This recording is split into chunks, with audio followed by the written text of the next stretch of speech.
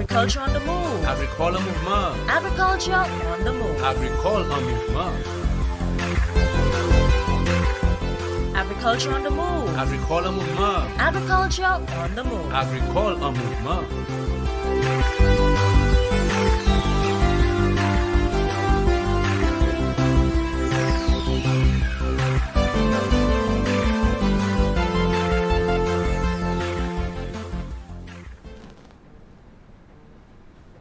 Good day, St. Lucia, and welcome to the program, Agriculture on the Move.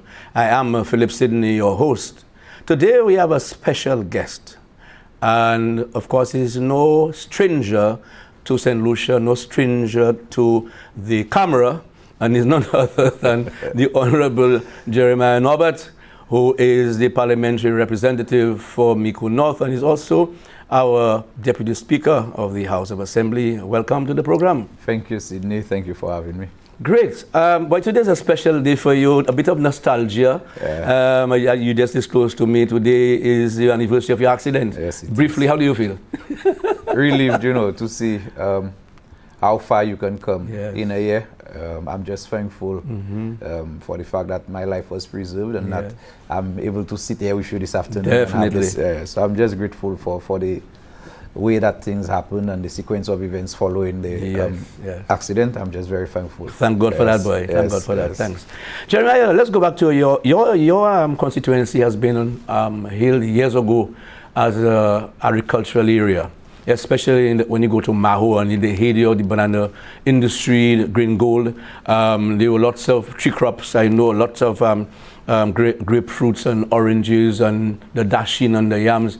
I remember Sir John in Maho, who was another master farmer, growing his citrus and also his bananas. Where is agriculture in your area today as far as you're concerned, and where would you like to see it go? Okay, so as you rightfully said, Micoud North is an agricultural belt. Most children or most people who went to university from proceeds from agriculture, from the banana industry.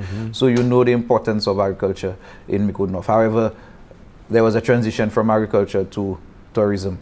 Micoud North did not really make that transition, and we've seen a significant scale down as it relates to agriculture. You say Maho, and I smile because yesterday I took a drive up to Maho, and I drove to as far as where the bridge collapsed. And it's sad Sidney, that we have a situation where when you look at the amount of green lands, the amount of land that is, and we have an area that is pregnant with opportunity in Maho. The soils are now fertile, have been left for, and there's very, very little happening there right now. Wow. And part of that has to be attributed to the fact that the access roads to that area is very deplorable. Accessibility is not something that is you can say you have right now. So a lot of farmers have had no choice but to abandon their fields. Wow. And those who continue going to their fields, they go there not even knowing how they're going to return home. Yes. So yesterday I came down, and in the back of my van I had about 9 or 10 farmers sitting there with coming down with what they would have collected for the day, coming down with their produce. And they had absolutely, I stopped for a few minutes and I engaged them, and they had absolutely just hopeful that somebody is going to go to Maho and come back down and give them a ride. Whereas before you would get hundreds of farmers occupying the Maho lands, hundreds of farmers, and right now if you have 10, 15 farmers there, those of them who are there are those who are farming very, very, very close to their heart, or they really and truly have absolutely no other choice. And this is very sad. COVID has exposed the fragility of the tourism industry, and right now I think it is an opportune time for us to utilize what we have at our disposal in Micoud North, reintroduce agriculture where it becomes attractive to our young people as well, so that it can catch their interest. I have a gentleman in Micoud, I think he is the pioneer. I have a young man who is Jamie Montut, who is the president of the Vendors Association. So a young farmer, have people like Wayne Jamari, young farmers who believe that if they get the necessary technical support, that they can make agriculture sexy again. Like Muki. Well, Muki is a special. Muki is special, So that is where we are now. in terms of we've seen a significant scale down in terms of the amount of farmers who used to, I mean, from where we were to now is just a drop in the bucket.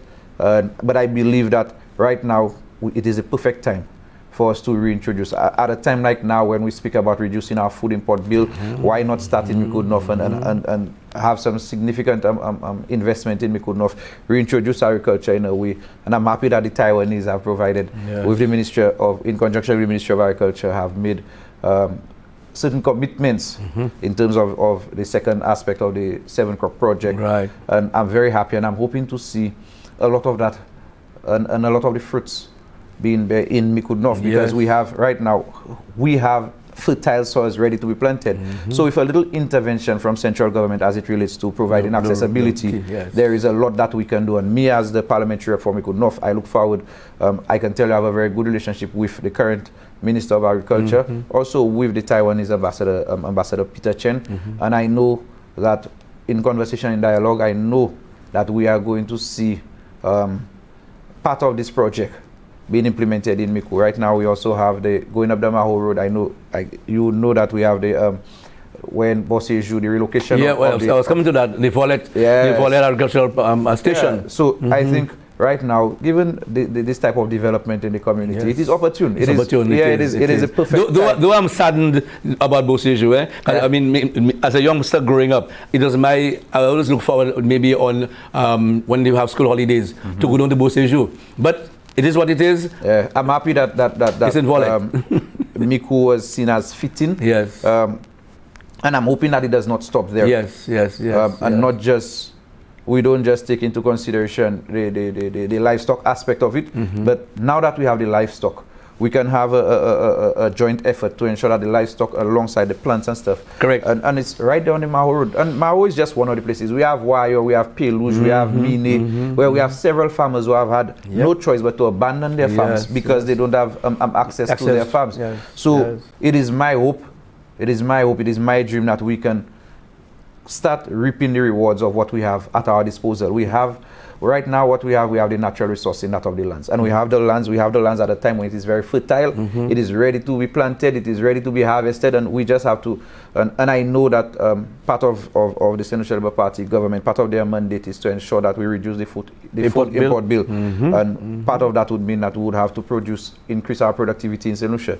Mikudnov is ready to produce. That's right. So I'm just waiting, and I continue the dialogues, and I look forward to the days ahead, to see how we can collaborate. I can work with the farmers, because as I said, I don't believe in working for people, but working with them, giving them an opportunity to voice their concerns, because I don't believe in the imposition type of leadership. I believe in consultation, allow the farmers to discuss what they think is best, and we now, along with the technocrats, we can provide the necessary technical support for them so that we can see a greater yield coming from Mikudnov as it relates to farming and agriculture. Because in fact, there is also right next to the Follett agricultural station, you have DG Farms. Yes, right across. Right there, you know. Across. And these are opportunities for people in the area as anything else. Now, going back a bit to the banana industry, you know, and as I move to discussing, you know, the agro-processing, I have to remember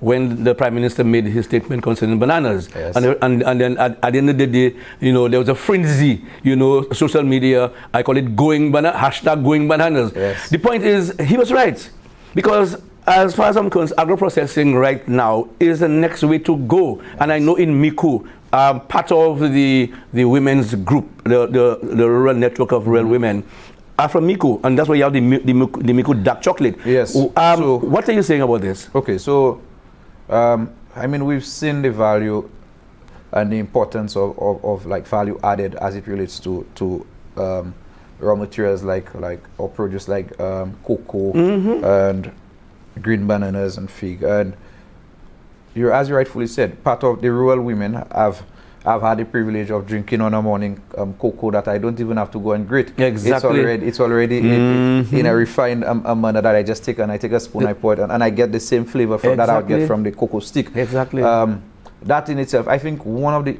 issues we have with that is the underutilization of these facilities, like the processing plant in well, it's just on my boundary in Mikud South, but most of the women are from Mikud North. Yes. Not taking anything away from Mikud South. Yeah, but what you have, I think one of the things that is lacking is information and sensitization. Yes. A lot of people are not aware of these type of things. Yes. Yeah, and sadly, it was brought to my attention only after I became a parliamentary rep. Okay. So prior to that, I would not have known that. So I think maybe a little more has to be done in terms of sensitizing the public and having like an education drive to encourage people to enjoy local consumption. But for you to enjoy local consumption, you need to know that it is available. And it is available, but a lot of people do not know. Some of them, sometimes you see some of the things at the supermarket. All right, then you don't know where they come from. Yeah, you have no idea. I was You're surprised right. when I went to Marcy and I saw a chocolate Miku. So I bought it because I saw the name. Yeah. And then when I was reading the label, I realized that this is Right in your hometown. Yeah, at the time I was not into politics yet, but I saw the chocolate and I was like, oh, that is actually being produced in Mikud. Right. And to my fascination, it was. I think if a little more sensitization, because as much as we want to reduce the food import bill, I think that we need to go on to an education drive to ensure that people are aware of what we produce locally, so that they gravitate towards locally produced goods, instead of a situation where we're encouraging people to buy local, but do we have anything that can give out information where people know what is being produced locally? It's very difficult. I mean, right now, if you go to the supermarket and you see LP, so you know it's locally produced. But prior to that, it's very difficult to distinguish between local produce and what we have as imported. Right. So, but I'm happy that is, and I think that is something that we have the opportunity to build on this, expand on the rural women, the group of rural women. I agree. We have an opportunity Bringing some young people. to build on it, show people the real benefits of that industry, as I'm referring to the agro-processing and whatnot, show people the benefits so that we can get more young people gravitating towards that and realize that they can actually make a life from working at an agro-processing. And there's a lot, I think we have a lot of wastage as it relates to produce. You see, you pass and mangoes spoiling everywhere. A lot of wastage happening. And we can change that. I agree. Right now, in a time when you have so many young people struggling to find a job, why not utilize the resources that we have at our disposal? The mango trees are there, they're producing as seasonal as it is, they're producing, but we have an opportunity to create employment out of those things. Because government cannot employ everybody. I keep saying that. I mean, they create the enabling environment, but for example, I remember I am going to maybe in your community, ICA helped some women there with the what do you call it, the balize, the latany broom. Yeah, the broom. So where is that now? So as we speak, we still have several people who are involved in, and right now there is a company called Superior Broom, and that was able to germinate from assistance from ICA. Right. And we've seen right now we have these people producing brooms. You go to the supermarket and you see their brooms, it's labeled. And we have families who are heavily dependent on that, and that is a growing industry. We have people, Latanya used to be or straws, what traditionally saying, straws used to be something that grew in the wild. Right now we have farmers who are actually cultivating, planting from germination, and they take care of it just like you take care of an ordinary farm. So right now it has become such an industry that they've exhausted the wild latanya, if you want to call it that. Right. And you have farmers who actually have latanya farms. My godfather, I have an aunt of mine who have acres of latanya that they planted. Wow. Yes. Wow. And because of the demand, I mean, there are some things that the demand will not really change. Like brooms, you would always have to sweep the house. You must sweep. And I think both of us can attest to the fact that a straw broom does a much better job than this plastic broom. Exactly. So we would always have the demand for that. So I'm happy that this is an industry which is also growing. I'm happy again that this is an initiative that happened in Mikud North. Yes, right. And that's why I tell you right now, we have an opportunity to take into consideration all of these things, build on them, and have Mikud North can become self-sustained. Beautiful. I am convinced that Mikud North can become self-sustained. We have what we need. We have the people. Government provides the technical support. We have people who are willing to go out there and do what is necessary. I guess it's just a matter of sensitizing the people on the importance of these things, because many people don't even know about some of these things they see happening in the community. So it's just a matter of ensuring that the dialogue happens, the public town hall meetings happen, so people are aware of the opportunities that can be derived from interventions like these. Great. And that they now figure, okay, well, let me make the most out of this opportunity. Great. We are due for our first break. Yes. You're watching Agriculture on the Move. Stay tuned. Back soon. Banana farmers, remember me? I destroyed the Gros Michel banana variety some years ago. Now, my cousin, Tropical Race 4 or TR4, a Fusarium wilt banana disease, is on the horizon in a more aggressive form and can wipe out the banana industry in a flash. Be vigilant. Don't bring any banana plants or plant tissue into the island. Report any unusual symptoms on your banana plots to the Department of Agriculture at telephone 468-5600 or the extension officer in your area. Remember, protect our vital banana industry. Welcome back to the program, Agriculture on the Move. With me, of course, as you heard, is me, Jeremiah Norbert, who is the parliamentary rep for Micoud North. Jeremiah, a lot is happening and a lot will be happening under your watch, I know. One of the things I know that some years ago we were looking at was to assist the fishers in Micoud. But before we get to that assistance, tell us about the fishing activities in your community. Okay, just like similar to farming, you know, we have quite a few families who are heavily dependent on proceeds from fishing. We have the Pralin Bay. We also have Micoud Village, where we have quite a bit of fishing happening. So, and in between these two bays, we have, in a smaller scale, we still have fishers going out between these two bays.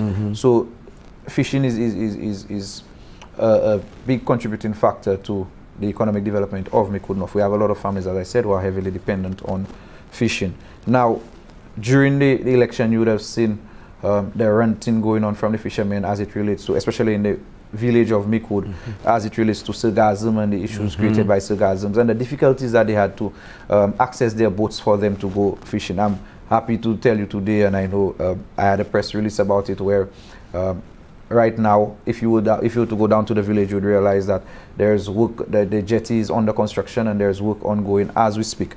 And every time I mention the jetty, I have to always give credit to the former parliamentarian for her contributions in terms of bringing the project to where it was before I took over from there. Opportunity again because of this jetty. We have, right now the fishermen are excited. There is a buzz about fishing in the constituency because fishermen are now seeing that they will not have to face the problems of having to walk in the sargassum. And there are several, there are a lot of negative impacts of the influx of sargassum coming into the bay. Firstly, it's not, it's an unsightly thing, it's an eyesore, and you have people who are very reluctant to buy fish from the fishers in Micoud because of the fact that they have to pass through the sargassum to bring it on shore. Right. You know the stench that the sulfur oxide causes, and it's not one that is very pleasant, so more or less it's a deterrent to fish buyers. What I can tell you as well is, having understood that, I engaged the Taiwanese government, the Taiwanese ambassador and his team and people from the Taiwan Technical Mission. A sample of sargassum was taken from the freshwater in Micoud, and it was sent to Taiwan because you need to find the opportunities where they are. Sargassum is used for several things along the city. When it's processed and used in a lot of makeup and a lot of other things. A sample of sargassum has been sent to Taiwan. I'm hopeful that it comes back and it meets the grade of the one that is being used in Finland for the production of makeup. And if it is, then now, instead of having sargassum, which is now a problem, it is going to give us the opportunity. So I'm hopeful that when we get the results from Taiwan, that it is something that we can benefit from in terms of actually exporting sargassum and having it sent to Finland and the other places, and having people being gainfully employed. Right. So right now, what looks like a threat, now we can turn it into an opportunity. So because it can be captured outside before it can get in for rotting. Yes, also. And the whole intention is the one that is being used. It must not it's not supposed to, because the stench you get from the sargassum, I think, is because of the when it mixes with the sulfur oxide, mixes with other components close to the shore. Correct, yes. Because if you realize when it's out there, it does not smell so exactly, bad. So the plan is that if it is actually the type of sargassum that is being used in Finland, then it is going to give us a real opportunity in Mikudnov. And then we may even have a problem when people say not enough sargassum coming True. in. So I'm hopeful that is it. Yes, yes, yes. In Prale, we have, well, you know that since 2016 that there was a facility built in Prale, and to date this facility has not been commissioned. Correct. And I think it is very sad that you have a facility where millions of dollars was spent and that the fishermen don't have access to these facilities. What I can tell you is that I've engaged the fishermen, I've engaged various stakeholders who are affected or see the people who utilize the area. A management team, I brought Mr. Thomas Nelson from the Fisheries Department. Also, Mr. Vaughan Charles attended a meeting. And we've already started the process in terms of putting a management team together to prepare the proposal to provide the government so that we can do the official handing over of the facility, get the electricity and the running water, and allow fishermen to be able to now utilize the facility for its original use. So we're making quite a bit of headway. I'm hoping that, to put a timeline to it, I'm hoping that somewhere around June that we're able to officially open this facility, and we can actually give these fishermen their facility, and we can see some sort of economic activity happening and revenue being generated from the use of that activity. Because right now the fishermen have no water, no electricity. They have to go and get ice other places. They have to. So we want to change that facility, or allow the facility to serve its original purpose, its original intention. So we're working on that expeditiously, that is, to ensure that our fishermen have what is theirs, because we cannot have a facility just sitting there for years. Yeah, it's just a sitting down and nobody is using. So we're working on that. That's good. But let's go back to the jetty. I know originally they wanted to build a stationary jetty, like the one in Savans Bay and the one in Prale. They are now moved to a floating jetty. People had, I know some of the fishers, there are some concerns with the floating jetty, but what's your take on that? Okay, just like some of the fishers, in the absence of information, we were left to speculate. So not understanding, I myself not understanding how the mechanism behind the floating jetty, I also had my own reservations as to how would that jetty be able to sustain the type of waters that we have there. However, after speaking to Mr. Ian Khan, he's the contractor from CMAS Services, who is the one, I have a better appreciation for what is happening there now. Part of a benefit of that jetty is that, if you would realize, as I said, in Prale, we have a stationary jetty. Some of the issues that we have in Prale is that sometimes boats can get stuck under the jetty when the tides drop. However, with the floating jetty, it does not shift parallel, but it would go up and down with the tide. So if the tide drops, it automatically drops, which prevents a boat from getting stuck under there. So there are benefits. I was also reliably informed that there was a feasibility study that was done before to ensure that this jetty would be able to withstand the currents and the type of waters that we have in Mikud. So now that I have a better understanding of how this is going to, how this jetty is going to operate, I have a better appreciation for what it is. I think also the fishermen now, they're seeing, because they're seeing aspects of it, because as I speak to you, I said they're working on the jetty, and they also are getting that appreciation for the jetty that is being installed in Mikud right now. How long is going to be for completion? Well, from my last conversation, I mean, taking into consideration unforeseen circumstances, I was informed somewhere around May, June, we may get, the jetty will be in a position to be handed over to the fishermen. In addition to that, I know there was a few lockers, but are you going to be building more lockers and also have an area where they can clean the fish and to have it well presented for sale to the public? Okay, so as we speak, there is no allocation for such a building.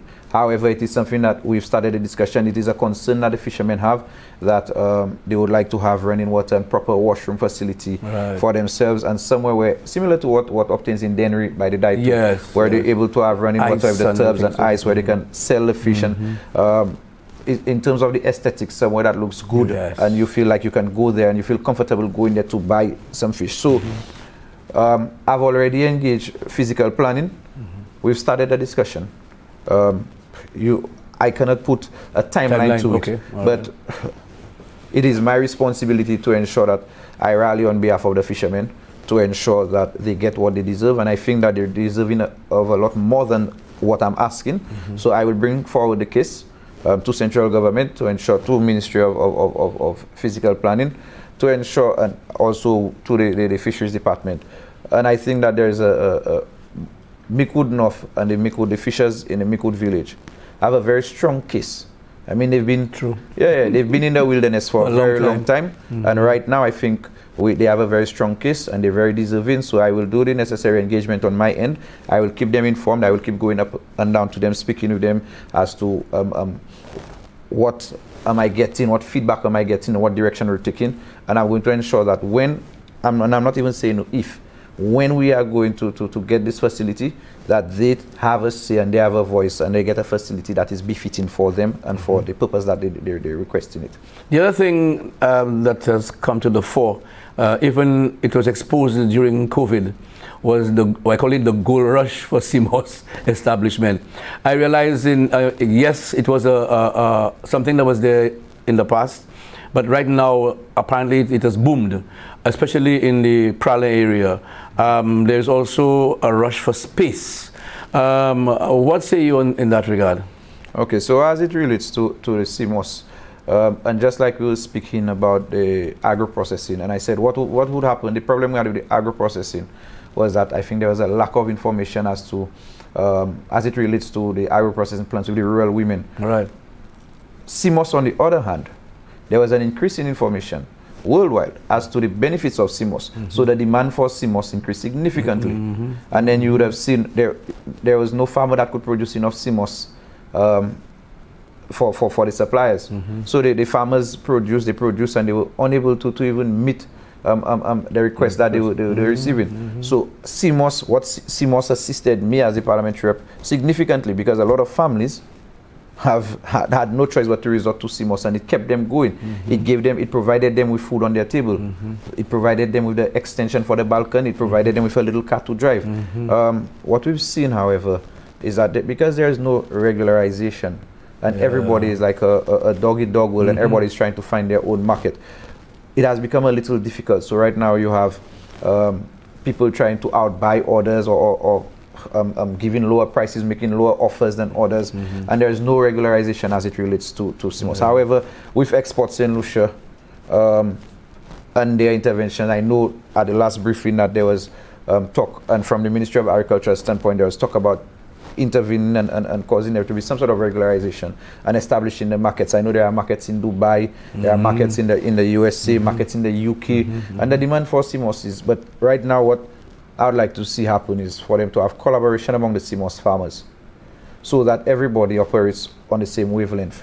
And not a situation where this CMAS farmer tells you $10 for a pound of gold dried CMAS, and then somebody comes and tell you 40.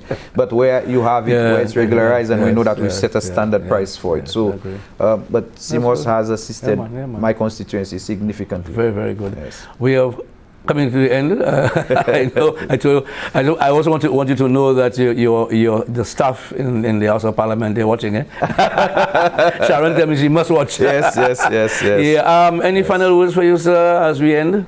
Well, I'd just like to thank you, Mr. Sini, for inviting me on the show this afternoon. As I mentioned earlier, as it relates to agriculture, fisheries, the agro-processing aspect, I think Micoud North is pregnant with opportunity. Right now it is opportune, and the government, central government, and Minister of Agriculture and the Ministry of Agriculture have the perfect avenue to go down in terms of, in Micoud North. We have the livestock farmers, we have the fishers, we have farmers of produce, people like Murky who have been, and on that note I have to say a very, very, very big thank you to the Taiwanese technical mission and to the ambassador of Taiwan for the support that they've been lending to us in Micoud North. We have people like Mr. I call him Bogles and Bottom and Murky, who have benefited significantly.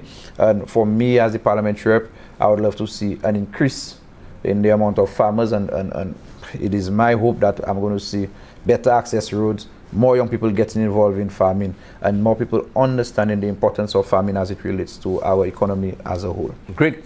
Thank you, sir, for being here, and I wish you luck and success. Thank you. And I know you will bring forth a lot to the people of Meko North. Thank you. Thank you very much for being here.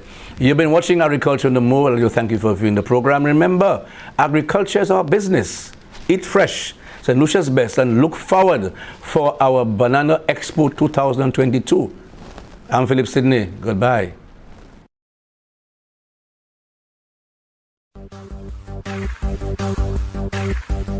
Agriculture on the move. Agricole en mouvement. Agriculture on the move. Agricole en mouvement. Agriculture on the move. Agricole en mouvement. Agriculture on the move. Agricole en mouvement.